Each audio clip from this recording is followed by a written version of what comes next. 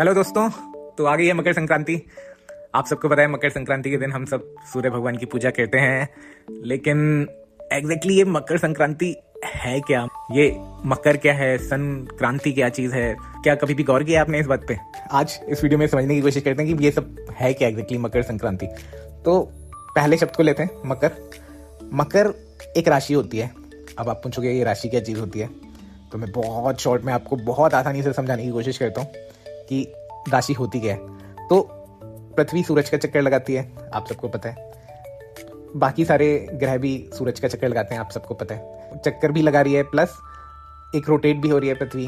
तो रोटेट हो रही है, इस वजह से आपको लगता है ईस्ट की तरफ से सूरज निकलता है और वेस्ट में छुप जाता है, क्योंकि जब हम रोटेट करेंगे पृथ्वी को, पूर्व की तरफ से सूरज निकलता हुआ लगेगा और पश्चिम की तरफ डूबता हुआ लगेगा।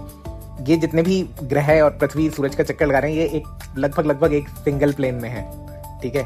अब ये जो सिंगल प्लेन है, इसी प्लेन में लेट्स सपोज मैं बहुत पीछे चला जाता हूँ, बहुत जितना दूर जा सकता हूँ उतना दूर। बेसिकली मैं तारों के लेवल पे पहुंच गया हूँ, ठीक है। अब तारे बहुत बड़े होते हैं, लेकिन वो इतनी ज़्यादा दूर हैं कि वो छोटे छोटे दिखाई देते हैं। अब लेकिन मैं केवल उन तारों की बात कर रहा हूँ जो इस प्लेन में है, जो मेरे को इस प्लेन में ही दिखाई दे रहे हैं। पूरब से पश्चिम वाली जो लाइन है वो ये वाला प्लेन है एक तरह से, क्योंकि उसी प्लेन में मेरे सूरज भी उग रहा है और डूब रहा है। उसी प्लेन में मेरे जितने भी ग्रह मेरे को दिखाई देते हैं। एक गोल चक्कर बना लूं इस वाले प्लेन के तारों का, वो जो गोल चक्कर है ना, वो एक तरह से राशियों का काम करते हैं। तो ये गोल चक्कर को हम क्यों यूज करते हैं? क्योंकि इसके थ्रू हम एक तरह से ट्रैक करते थे, उन तारों के स्ट्रक्चर को हमने पहचान लिया था। उस गोल चक्कर में जो तारे थे, तो वो जो गोल चक्कर था उसको मैंने 12 हिस्सों में डिवाइड कर लिया, क्योंकि रफली साल में 12 महीने होते थे। उस तरीके से मैंने 12 हिस्सों में उसे डिवाइड कर लिया, और फिर वो जो 12 हिस्से जो बने, उसमें जो मेरे को तारे दिखाई दिए उस गोल चक्कर में, जो सबसे बाहर वाला गोल चक्कर था, आप समझ लीजिए कि एक क्रिकेट का मैदान है, क्रिकेट की पिच है बीच में, और एक बाउंड्री के बाहर लोग बैठे हुए हैं। तो ये समझ लीजिए कि बिल्कुल पिच के बीचों बीच सूरज है।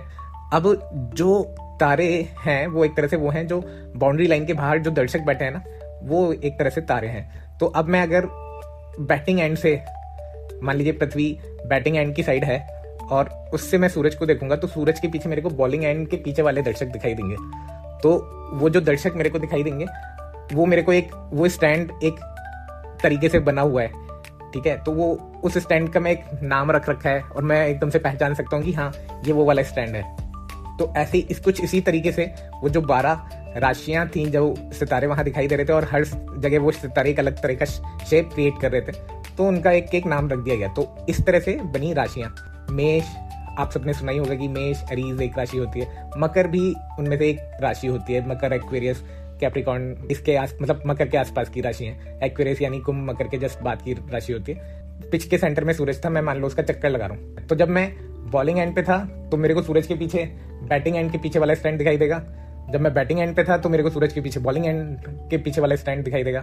ऐसे ही मेरे को, मैं जहां भी हूँ, मेरे को सूरज के पीछे एक अलग स्टैंड दिखाई देगा, ठीक है। तो यहाँ ऐसे ही इसी तरह से मैं, जब पृथ्वी सूरज का पूरे साल चक्कर लगा रही है, तो हर महीने में एक तरह से उसे सूरज के पीछे एक अलग राशि दिखाई देती है, एक अलग सितारे दिखाई देते हैं। तो जब मैंने इस गोल चक्कर को 12 हिस्से में डिवाइड कर दिया है, तो फिर लगभग हर महीने आप ये मान सकते हैं कि हर महीने वो सूरज के पीछे मेरे को राशि बदलती हुई दिखाई देती है। तो वेरी रफली ये जो राशि बदलती है, हर महीने की लगभग 14-15 तारीख को बदलती है। संक्रांति, क्रांति मतलब चेंज, ठीक है, सन का चेंज। तो बेसिकली सन की जो राशि बदल रही है वो कहलाती है संक्रांति, और ये लगभग हर महीने की 14-15 तारीख के आसपास पड़ती है।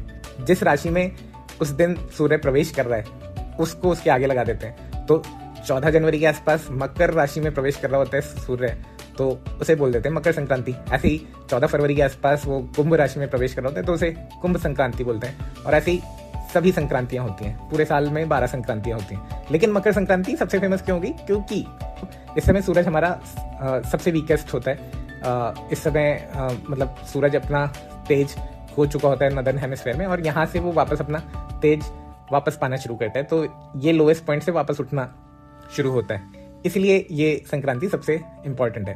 तो इसलिए ये मकर संक्रांति पे सूर्य की पूजा की जाती है। तो ये है छोटा सा एक्सप्लेनेशन कि एक्चुअली मकर संक्रांति होता क्या है। Thank you.